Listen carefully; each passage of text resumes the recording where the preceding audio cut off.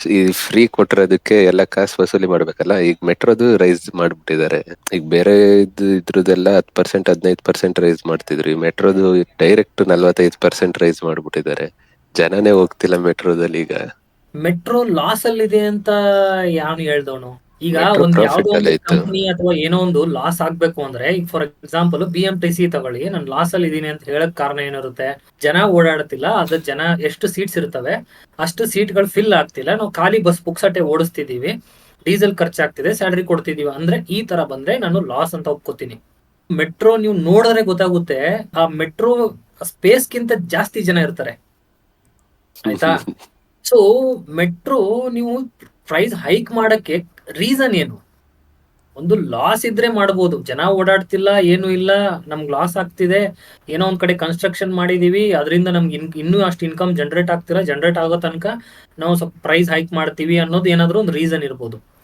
But ಮೆಟ್ರೋಗೆ loss ಅನ್ನೋದೇ ಇಲ್ವಲ್ಲ. Already ಎಷ್ಟು ಒಂದು ಪ್ರೀವಿಯಸ್ ಒಂದು ಯಾವ್ದೋ ಒಂದು 1 ಇಯರ್ ಅಲ್ಲಿ ಮೆಟ್ರೋ ಅವ್ರು ಹೇಳ್ತಾರೆ, ನಾವು ಎಷ್ಟೋ ಲಕ್ಷ ಕೋಟಿ ಏನೋ ಕೋಟಿನೇನೋ ಇಷ್ಟು ಲಾಭದಲ್ಲಿ ಇದೀವಿ ಅಂತ ಹೇಳ್ತಾರೆ. ಅವತ್ತು ಅವರೇ ಎಕ್ಸ್ಪ್ಲನೇಷನ್ ಕೊಟ್ರು, ನಾವು ಎಷ್ಟೊಂದು ಮಳಿಗೆಗಳನ್ನೆಲ್ಲ ಇಲ್ಲಿ ಕೆಳಗಡೆ ಇರುವೆಲ್ಲ ರೆಂಟ್ ಕೊಟ್ಟಿದೀವಿ, ಮತ್ತೆ ನಮ್ದು ಜನ ಓಡಾಟನೂ ಚೆನ್ನಾಗಿದೆ, ಸೊ ಇಷ್ಟೆಲ್ಲ ಇರ್ಬೇಕಾದ್ರೆ ನಾವು ಲಾಭದಲ್ಲಿ ಇದೀವಿ ಅಂತ ಸ್ಟೇಟ್ಮೆಂಟ್ ಕೊಟ್ರು. ಬಟ್ ಇವಾಗ ಪ್ರೈಸ್ ಹೈಕ್ ಮಾಡ್ತಿದ್ದಾರೆ. ಅದು ಏನು ಹೈಕ್ ಮಾಡ್ಲಿ ಅಪ್ಪ, ಇನ್ಫ್ಲೇಷನ್ ಪ್ರಕಾರ ನಾವೇನೋ ಸ್ಯಾಲರಿ ಜಾಸ್ತಿ ಕೊಡ್ತಾ ಇದೀವಿ, ಏನೋ ಆಗ್ತಿದೆ, ಜಾಸ್ತಿ ಮಾಡಿದೀವಿ ಅಂತ ಹೇಳ್ಕೊಳಕ್ಕೆ ₹5 ₹2 ₹1 ಜಾಸ್ತಿ ಮಾಡಪ್ಪ. ಸ್ಟ್ರೈಕ್ ರೇಟ್ ತಗೊಂಡೋಗಿ ವಿರಾಟ್ ಕೊಹ್ಲಿ ಇವರು ಸಚಿನ್ ತೆಂಡೂಲ್ಕರ್ ಸ್ಟ್ರೈಕ್ ರೇಟ್ ಇಟ್ಟು ನೀವು ಮಾಡಿದ್ರೆ ಹೆಂಗೆ? ಜನ ಅಲ್ಲಿ ಡೈರೆಕ್ಟ್ ಓಡಾಡ್ತಿರೋರು 45%. ಎಷ್ಟೊಂದ್ ಜನ ಏನು ಅಂತಂದ್ರೆ, ನಾನ್ ದಿನ ಬೆಳಗಾದ್ರೆ ಗಾಡಿಲಿ ಹೋಗ್ಬೇಕು, ಅದಕ್ಕೆ ಪೆಟ್ರೋಲ್ ಹಾಕ್ಬೇಕು, ಧೂಳು ಹೊಗೆ ಟ್ರಾಫಿಕ್, ಇದನ್ನ ಅವಾಯ್ಡ್ ಮಾಡಕ್ಕೋಸ್ಕರ ನಾನು ಮೆಟ್ರೋಲ್ ಹೋಗ್ತಾ ಇದೀನಿ. ಇವಾಗ ನೀವು ರೇಟ್ ಜಾಸ್ತಿ ಮಾಡ್ಬಿಟ್ಟು ನೀವೇ ಇಂಡೈರೆಕ್ಟ್ ಆಗಿ ಹೇಳ್ದಂಗಾಯ್ತು. ಗಾಡಿ ತಗೊಂಡು ಮುಚ್ಕೊಂಡು ಹೋಗಪ್ಪ ನೀನ್ ಆಫೀಸ್ಗೆ, ನಿನ್ ಕರ್ಕೊಂಡು ಹೋಗಕ್ ನಮ್ ಕೈಲಿ ಆಗ್ತಿಲ್ಲ, ನಮ್ಗೆ ನಿನ್ ಹೊತ್ಕೊಂಡು ಹೋಗಕ್ ಆಗ್ತಿಲ್ಲ ಅಂದಂಗ ಆಯ್ತದು. ಅದಲ್ಲ, ಫಸ್ಟ್ ಆಫ್ ಆಲು ಯಾರು ಮನೆ ಮುಂದೆನೇ ಮೆಟ್ರೋ ಇರಲ್ಲ, ಆಯಿತಾ?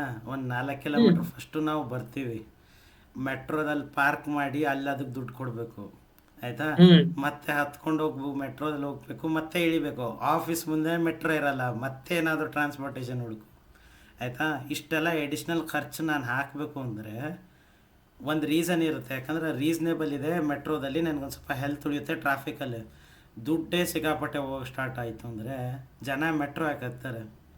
ಅವ್ನು ಹೇಳ್ದ ಮೊನ್ನೆ ಯೂಟ್ಯೂಬಲ್ಲಿ, ಒಬ್ನು ಹೇಳ್ದ, ಹಿಂಗೆ ಸಡನ್ನಾಗಿ 50-60 ಮಾಡಿಬಿಟ್ರೆ, ನನ್ನ ಹತ್ರನೂ ಬೈಕ್ ಇದೆ, ಬೈಕ್ ಹತ್ಕೋತೀನಿ ಹೋಗ್ತೀನಿ ಸರ್, ನಾನು ಯಾಕೆ ಮೆಟ್ರೋದಲ್ಲಿ ಬರಬೇಕು, ಲೈನಲ್ಲಿ ನಿಂತ್ಕೋಬೇಕು, ಕ್ಯೂ ತೊಗೋಬೇಕು, ರಶಲ್ಲಿ ಹೋಗ್ಬೇಕು ಅಂತ. ಸೊ ಪ್ರಾಕ್ಟಿಕಲಿ ಹೇಳಬೇಕು ಅಂದರೆ ಇವೆಲ್ಲ ಏನಂತಾರೆ ಪಬ್ಲಿಕ್ ಟ್ರಾನ್ಸ್ಪೋರ್ಟಲ್ಲಿ ಬರ್ತವೆ.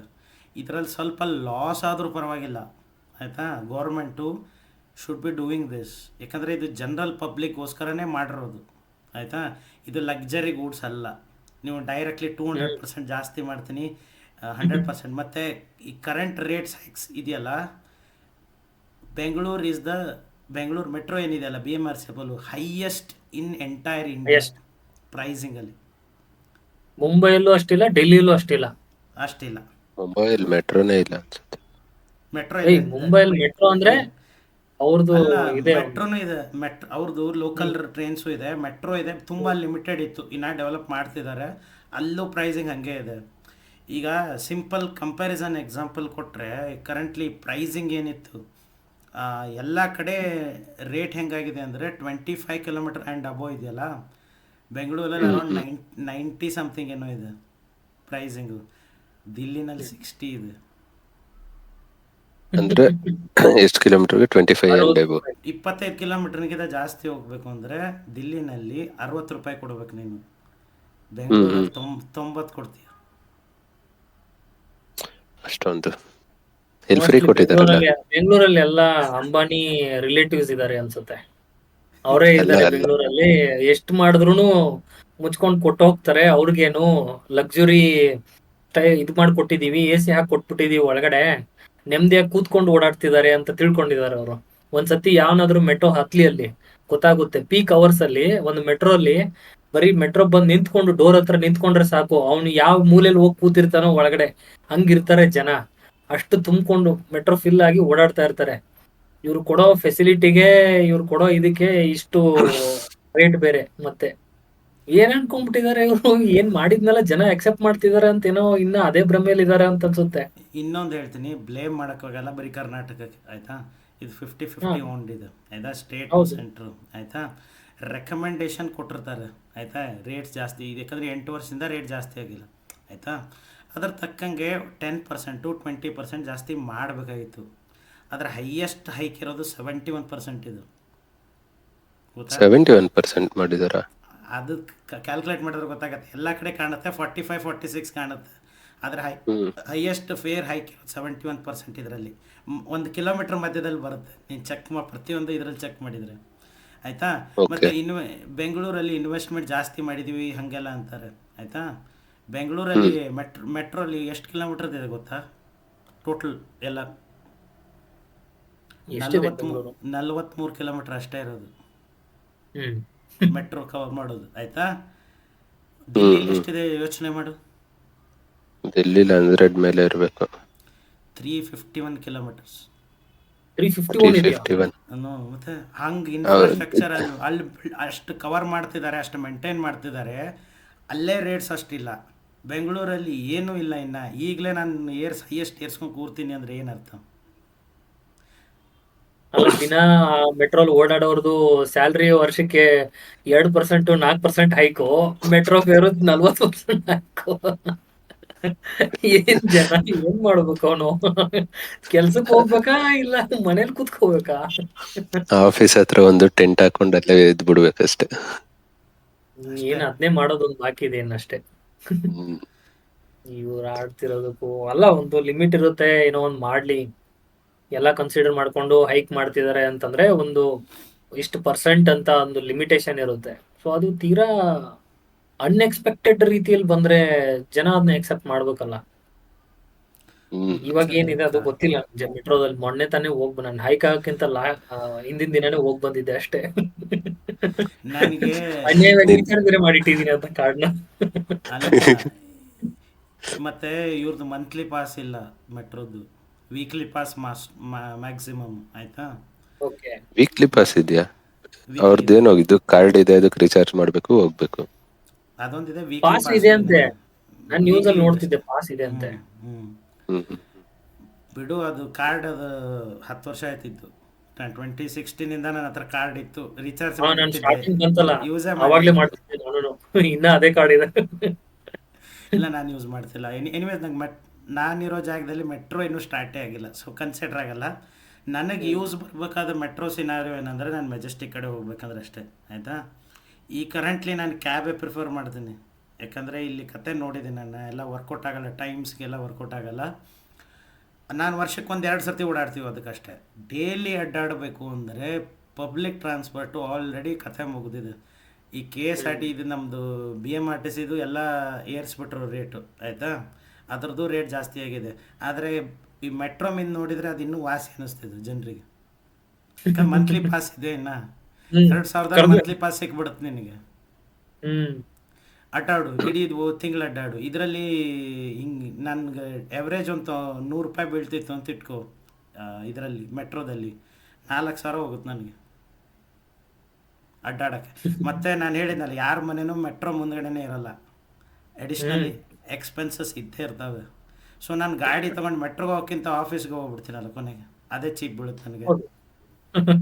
ಅವನು 2 ದಿನಕ್ಕೆ ಒಂದು ಅರ್ಧ ಲೀಟರ್ ವೇಸ್ಟ್ ಮಾಡ್ತಿದ್ದಾನೆ ಅಂದ್ರೆ ಅದನ್ನೇ ಆಡ್ ಆನ್ ಮಾಡ್ಕೊಂಡು ಆಫೀಸ್ಗೆ ಹೋಗ್ಬಿಡ್ಬೋದು. ಈಗ ಮೆಟ್ರೋ ಕೊಡೋ ದುಡ್ಡು ಪೆಟ್ರೋಲ್ ಹಾಕ್ಸ್ಕೊತಾನೆ, ಸೀದಾ ಅಷ್ಟೇ ಹೊರ್ಟೋಗ್ತಾನೆ. ಅಷ್ಟೇನೆ. ಅಷ್ಟೇ ಮತ್ತೆ ತಿರ್ಗಾ ಇವರು ಇನ್ವೈಟಿಂಗ್ ಟು ಟ್ರಾಫಿಕ್, ಮತ್ತೆ ಅಷ್ಟೇ. ಟ್ರಾಫಿಕ್ ಮಾಡಕ್ಕೇನೆ ಇನ್ವೈಟ್ ಮಾಡ್ದಂಗ ಆಯ್ತಿದು.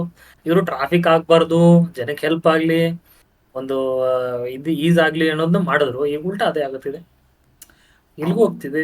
ಅಲ್ಲ, ಅವರು ಯಾವಾಗ್ಲೂ ಡೆವಲಪ್ಮೆಂಟ್ ಹಿಂಗಿರ್ಬೇಕು. ಇವ್ರು ಹಿಂಗ್ ಮಾಡ್ತಿಲ್ಲ, ಹಿಂಗ್ ಬರ್ತವ್ರೆ. ಮೇಲಿಂದ ಕೆಳಗ್ ಬರ್ತವ್ರೆ. ನಾವು ಯಾವಾಗಲೂ ಕನ್ಸಿಡರ್ ಮಾಡೋದೇನೆಂದರೆ, ಪಬ್ಲಿಕ್ ಟ್ರಾನ್ಸ್ಪೋರ್ಟ್, ಬಸ್ಸು, ಇವು ಮೆಟ್ರೋ ಇಟ್ಕೋ, ಅವೆಲ್ಲ ಜಸ್ಟ್ ಬ್ರೇಕ್ ಇವನ್ ಇರ್ತವೆ, ಅಂದರೆ ಜಸ್ಟ್ ಪ್ರಾಫಿಟೇಬಲು, ಲಾಸಲ್ಲಿ ಇರಬಾರ್ದು ಅಷ್ಟೇ.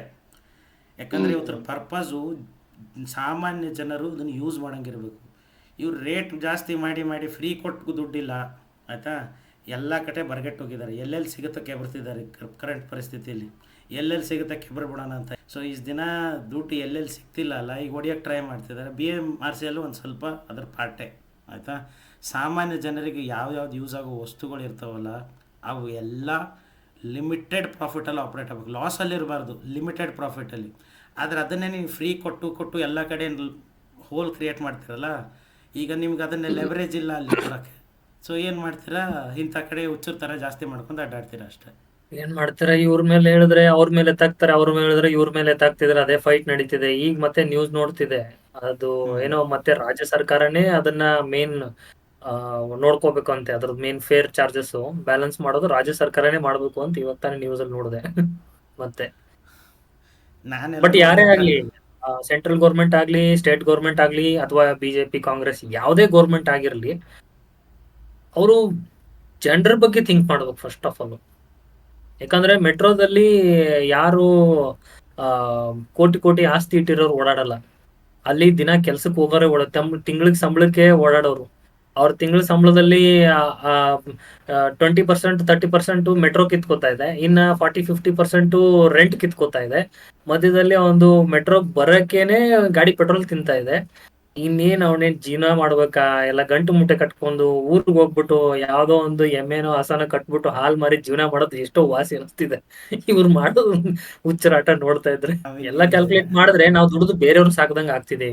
ಈಗ ನಾನು ಈಗಿನ ಪರಿಸ್ಥಿತಿ ನೋಡ್ತಾ ಇದ್ರೆ ನಾನೇನ್ ಮಾಡ್ತೀನಿ, ದುಡಿತೀನಿ, ಮೆಟ್ರೋ ಕೊಡ್ತೀನಿ, ನನ್ ಬೈಕ್ ಪೆಟ್ರೋಲ್ ಕೊಡ್ತೀನಿ, ಇನ್ನು ಮನೆ ರೆಂಟ್ ಕೊಡ್ತೀನಿ, ತಿಂತೀನಿ, ಇರ್ತೀನಿ, ಮುಗೀತು, ಬದುಕ್ತಾ ಇದ್ದೀನಿ ಅಷ್ಟೇ. ನಾನು ಇನ್ನೇನು ಮಾಡಕ್ ಆಗ್ತಿಲ್ಲ ಇಲ್ಲಿ.